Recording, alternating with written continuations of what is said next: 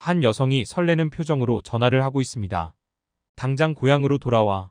여성은 핸드폰 너머 아버지의 불호령에 눈물을 짓고 맙니다. 한참 실랑이 하던 여성은 전화를 끊고는 뭔가 결심하는 듯 보입니다. 도대체 어떤 사연이 있을까요? 자세히 한번 알아보겠습니다.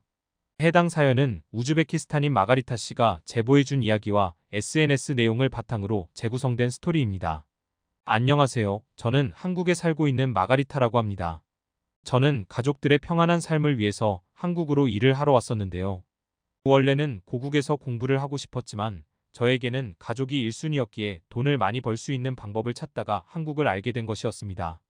그렇게 한국에 첫 발을 내딛던 순간 저에게 한국은 너무 신기한 곳이었습니다. 고국에서는 보지 못하던 것들이 펼쳐져 있었으니까요. 높은 빌딩들과 바쁘게 움직이는 수많은 사람들이 제게는 새로운 세상으로 느껴졌습니다. 정작 제가 일하게 된 곳은 도심이 아닌 시골에 설립된 공장이라 제 고향 같더군요. 공장은 기숙사와 식사가 제공되는 곳이라 딱히 걱정이 없었습니다. 그저 열심히 한국어를 익히면 되는 것이었죠.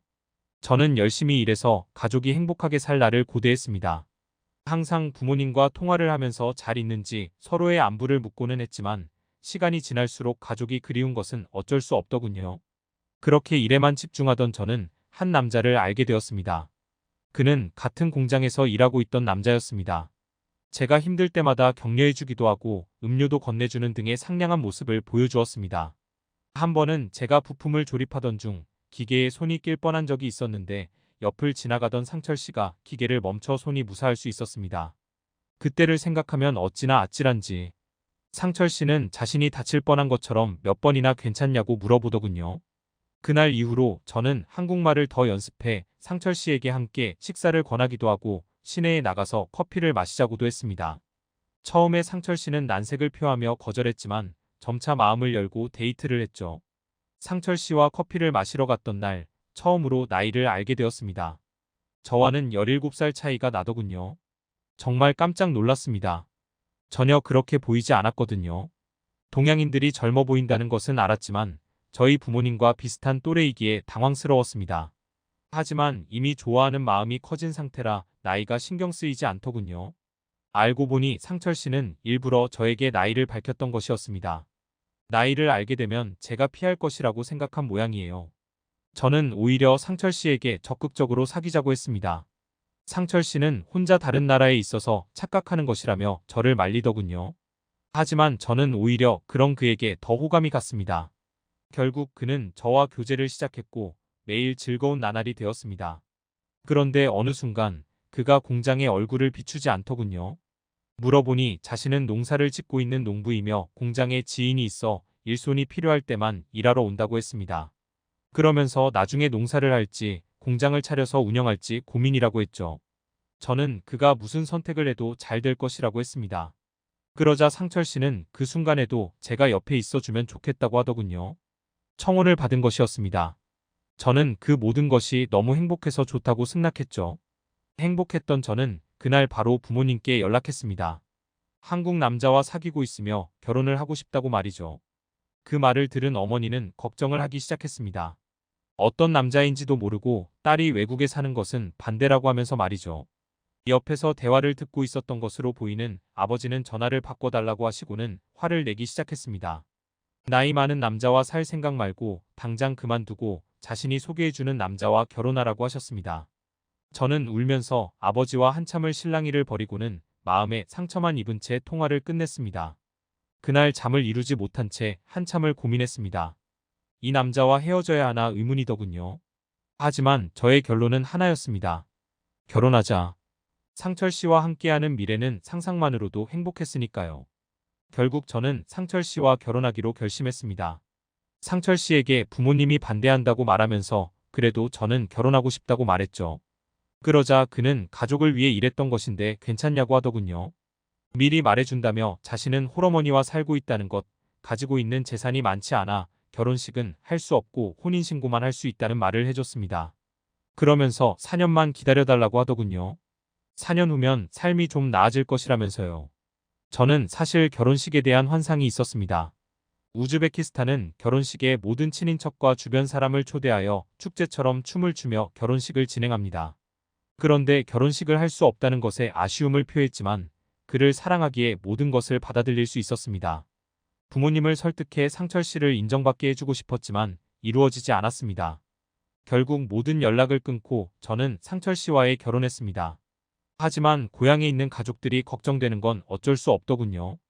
그런 저의 마음을 알았는지 상철 씨는 고향으로 보내던 생활비를 계속 보내도 된다고 말해주었습니다. 자신과 결혼해준 것만으로도 감사하다고 하다면서요. 저는 그의 말에 감사함을 느끼며 역시 남편이 최고라는 생각이 들었습니다.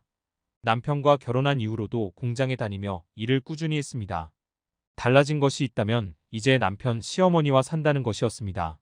남편은 항상 공장과 집만 오가는 저를 안쓰럽게 생각했습니다. 어느 날은 데이트를 하자며 어디론가 데려가더군요.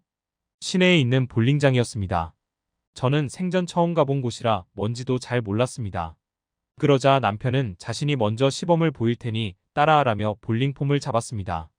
저는 처음에 무거운 볼링공을 굴리는 것만으로도 버거웠습니다. 하지만 점차 재밌더군요. 첫 판에는 남편이 이겼지만 승부욕이 발동한 저는 한 번 더 승부를 요청했고 다음 판은 제가 이겼습니다. 제가 활짝 웃는 것을 본 남편은 오랜만에 보는 웃음이라며 역시 취미를 갖는 것이 좋을 것 같다고 하더군요.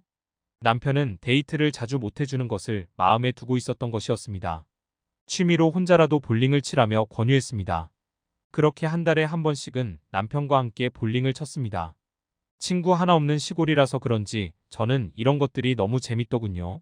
항상 제가 남편을 이겼는데 어느 날은 남편이 전문 강사를 붙여주겠다는 것 아니겠어요. 이런 시골에 볼링 강사가 있을 리도 만무하고 이해할 수 없었던 저는 갑자기 웬 강사냐고 물었죠. 남편은 제가 소질이 있는데 그것을 썩히는 것 같아 마음이 아프다고 하더군요. 그러면서 소질을 키워 아마추어 대회라도 나가보는 것은 어떠냐고 했어요. 고민을 하던 저는 볼링이 너무 재밌었기 때문에 좋다고 했습니다. 아마추어 선수가 되면 어딘가에 소속되어 선수로 지낼 수 있지 않을까도 싶었어요. 남편의 노력으로 찾은 강사님과 연습을 진행했고 제 실력은 나날이 늘어났습니다. 강사님은 아마추어 볼링 동호회에 들어가 더 실력을 키우는 것이 어떠냐고 하시더군요. 하지만 그렇게 되면 시간을 많이 들여야 해서 고민이 되었죠.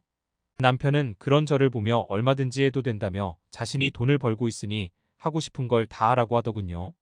덕분에 저는 아마추어 볼링 동호회에 소속되었다가 실업팀에 소속될 수 있는 기회가 생기더군요. 그렇게 점차 볼링 선수가 되기 위한 준비를 해갈 때 남편은 저에게 자신이 준비한 것이 있다고 했습니다. 남편이 데려간 곳에는 새로 생긴 볼링장이 하나 있었습니다. 아직 개장도 하지 않은 티가 나더군요. 불도 꺼진 상태였고요. 저는 무슨 일인지 몰라 빌린 거냐고 물었습니다. 그러자 남편은 폐업하려는 볼링장을 싸게 구매해 리모델링만 한 것이라고 하더군요. 제 미래에 투자했다는 것이 너무 감동이었습니다.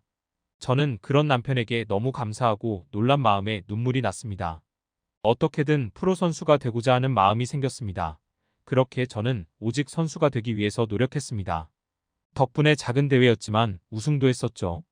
남편은 농사를 소규모로 줄이고 볼링장 운영을 해나가기 시작했습니다.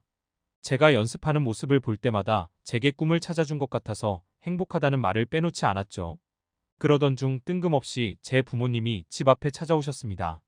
저는 제 눈을 의심했죠.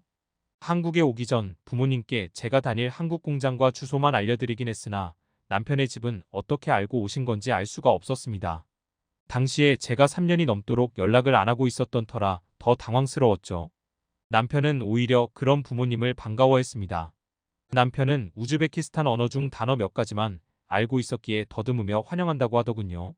저희 부모님은 그런 남편을 좋아하지 않으셨습니다. 집에 들어간 부모님을 시어머니도 반겨주셨습니다. 어머니는 웃으며 인사했으나 아버지는 냉랭하시더군요. 저에게 시어머니와 셋이서 사는 거냐며 불편한 것은 없냐는 등 여러 가지 질문을 쏟아내셨습니다.